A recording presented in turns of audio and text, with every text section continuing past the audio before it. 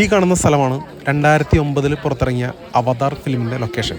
അവതാർ ഫിലിമിൽ പാൻഡോറ ഗ്രഹമായിട്ട് കാണിച്ചിരിക്കുന്നത് ഈ കാണുന്ന ലൊക്കേഷനാണ്. ഇത് ചൈനയിലെ ഷാൻജിയാഞ്ചി എന്ന് പറയുന്നൊരു പ്രൊവിൻസിലാണ് ഈ നിൽക്കുന്ന മൗണ്ടൈൻ. അവതാർ സിനിമയിൽ കണ്ടിരുന്ന ആ മലനിരകൾ എല്ലാവരെയും ധാരണ VFX ആണെന്നാണ്. ഞാൻ ഉൾപ്പെടെ എല്ലാവരും അങ്ങനെ വിചാരിച്ചിരുന്നു. പക്ഷേ അത് യഥാർത്ഥത്തിൽ ചൈനയിൽ ഷാൻജിയാഞ്ചി എന്നൊരു പ്രൊവിൻസിൽ ഉള്ള സ്ഥലമാണ്. എനിക്ക് തോന്നുന്നു നമ്മൾ മലയാളികൾ വളരെ കുറച്ച് നാളായിട്ടുള്ളൂ ഈ ഷാൻജിയാഞ്ചി പ്രൊവിൻസിനെ പറ്റി കേട്ടിട്ടും അങ്ങോട്ടേക്ക് യാത്ര ചെയ്യാൻ തുടങ്ങിയിട്ട്. ഞാനിത് ഏകദേശം ഒരു 2 വർഷം മുമ്പ് എടുത്ത വീഡിയോ ആണ്. ഇപ്പോഴാണത് പോസ്റ്റ് ചെയ്യാനായിട്ട് തോന്നിയത്. പക്ഷേ ഇപ്പോൾ റീസെൻ്റ്ലി കുറച്ച് പേര് ട്രാവൽ ചെയ്യുന്നതായിട്ട് ഞാൻ കാണുന്നുണ്ട്. ഷാങ്ഹായിൽ നിന്ന് ഏകദേശം ഒരു 2.5 മണിക്കൂറോളം ഫ്ലൈ ചെയ്തിട്ടാണ് നമ്മൾ ഈ പറയുന്ന ഷാൻജിയാഞ്ചിയിൽ എത്തിയത്. ഈ മൗണ്ടൻ്റെ ആദ്യത്തെ പേര് സദേൺ സ്കൈ കോളം എന്നായിരുന്നു. ഇപ്പോൾ അവതാർ ഫിലിമൊക്കെ ഇറങ്ങിയതിന് ശേഷം വളരെ പ്രശസ്തമായതിനു ശേഷം ഇപ്പോൾ എല്ലാവരും അവതാർ മൗണ്ടൻ എന്ന് തന്നെയാണ് അറിയപ്പെടുന്നത്. ഇത് ടിയാൻസെ മൗണ്ടൻ എന്നറിയപ്പെടുന്ന ഭാഗങ്ങളിൽ നിൽക്കുന്നൊരു മൗണ്ടൻ കൂടിയാണത്. ഈ ഏരിയ ഷാൻജിയാഞ്ചി നാഷണൽ ഫോറസ്റ്റ് പാർക്കാണ്. ഇവിടത്തേക്കുള്ള എൻട്രി ടിക്കറ്റ് 4 ദിവസത്തേക്കുള്ള ടിക്കറ്റാണ് ഇവർ നമുക്ക് തരുന്നത്. ഏകദേശം 2800-3000 ഇന്ത്യൻ രൂപ ചിലവ് വരുന്നതാണത്. അതായത് ഏകദേശം ഒരു 240-250 യുവാനാണ് ഇവർ ചാർജ് ഈടാക്കുന്നത്. പിന്നെ ഇങ്ങോട്ടേക്ക് പോകാൻ പല വഴികളുമുണ്ട്. അന്ന് നമുക്ക് ഒരു ലോകത്തിലെ ഏറ്റവും വലിയൊരു എലിവേറ്റർ ഉണ്ട്. ബെയ്ലോങ് എലിവേറ്റർ എന്നാണ് അതിനെ അറിയപ്പെടുന്നത്. ലോകത്തിലെ ഏറ്റവും വലിയ ഗ്ലാസ് എലിവേറ്ററാണത്. അതിൽ പോകാം. അതുകൂടാതെ അതിന് ഏകദേശം ചാർജ് വരുന്ന ഒരു 1000 റുപ്പീസ് ഇന്ത്യൻ മണി വരും. അതായത് ഏകദേശം ഒരു 80 യുവാനോളം 80-85 യുവാൻ വരും. അതുകൂടാതെ നമുക്കൊരു കേബിൾ കാർ ത്രൂ വരാനും പോകാനും പറ്റും. അതിനും ഈ പറഞ്ഞ പോലെ ഏകദേശം ഒരു 80-90 യുവാൻ ചാർജാണ് വരുന്നത്. ഇതിൻ്റെ എല്ലാം ഏറ്റവും വലിയ പ്രധാന പ്രശ്നം ശരിക്കും പറഞ്ഞാൽ ഇതൊന്നുമല്ല. ഈ എലിവേറ്ററിൽ കയറാനായിട്ട് അതിഭീകരമായ ക്യൂ ആണ്. ഏകദേശം 4 മണിക്കൂറോളം ക്യൂ നിൽക്കേണ്ടി വരും.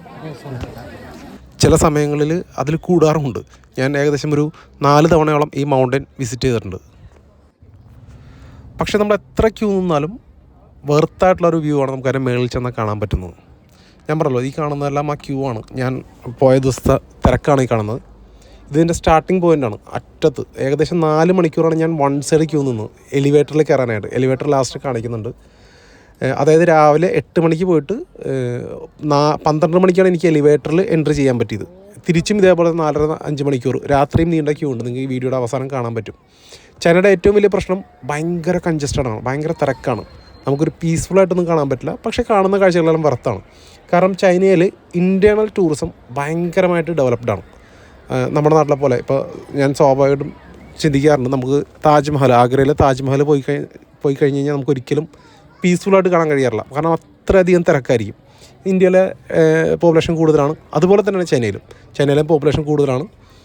ഇൻറ്റേർണൽ ടൂറിസം അത്രയും ഡെവലപ്ഡാണ്, അത്രയും തിരക്കാണ്. അതായത് വിദേശ ടൂറിസ്റ്റുകളെക്കാൾ കൂടുതൽ അവിടെ ഉള്ളത് ഇൻറ്റേർണൽ ടൂറിസം, അവരുടെ ഡൊമസ്റ്റിക് ആയിട്ടുള്ള അല്ലെങ്കിൽ മറ്റു പ്രൊവിൻസിൽ നിന്ന് വരുന്ന ആൾക്കാരാണ്. ഇത് രാത്രിയിലെ ഞാൻ തിരിച്ചു വരുന്ന കാഴ്ചയാണ് ഈ കാണുന്നത്. രാത്രി ഏകദേശം 9:30-10 മണി ഞാൻ ഉള്ളപ്പോൾ എടുത്ത വീഡിയോ ആണ് ഈ കാണുന്നത്. ഞാനതിന് ശേഷം ഇതെല്ലാം കഴിഞ്ഞ് ഹോട്ടലെത്തുമ്പോഴത്തേക്കും രാത്രി 1:30-2 മണിയായി. എൻ്റെ ലഞ്ചും ഡിന്നറും എല്ലാം ഈ ക്യൂവിൽ തന്നെയായിരുന്നു. പക്ഷേ എനിക്കൊരിക്കലും വിഷമം തോന്നിയിരുന്നില്ല. കാരണം ഞാൻ ആ ക്യൂ നിന്നുള്ള വെറുത്തായിട്ടുള്ള കാഴ്ച എനിക്ക് അവിടെ നിന്ന് കാണാൻ പറ്റി. കാരണം എൻ്റെ ഓർമ്മ വെച്ചിട്ട് ഇത് എലിവേറ്ററിൽ നിന്നുള്ള കാഴ്ചയാണ്. നമ്മൾ എലിവേറ്ററിൽ കയറുമ്പോൾ കാണുന്ന കാഴ്ചയാണ് ഇപ്പോൾ ഈ കണ്ടത്. പക്ഷേ എലിവേറ്ററിലും വലിയ എലിവേറ്ററാണ്. ഒരു എലിവേറ്ററിൽ ഏകദേശം ഒരു 30ഓളം പേര് ഒരു എലിവേറ്ററിൽ 30-40 പേര് ഒരു എലിവേറ്ററിൽ കയറും. ഭയങ്കര തിരക്കാണ്. ഇതേപോലെ നമുക്ക് കാഴ്ച കാണാൻ പറ്റുള്ളൂ. ആ അവതാർ മോഡലിൻ്റെ സൈഡിൽ കൂടി ഇങ്ങനെ വരുന്നത് കാണാൻ പറ്റും. പക്ഷേ ഭയങ്കര തിരക്കാണ്. അത് തന്നെയാണ് ഒരു പ്രശ്നമായിട്ടുള്ളത്.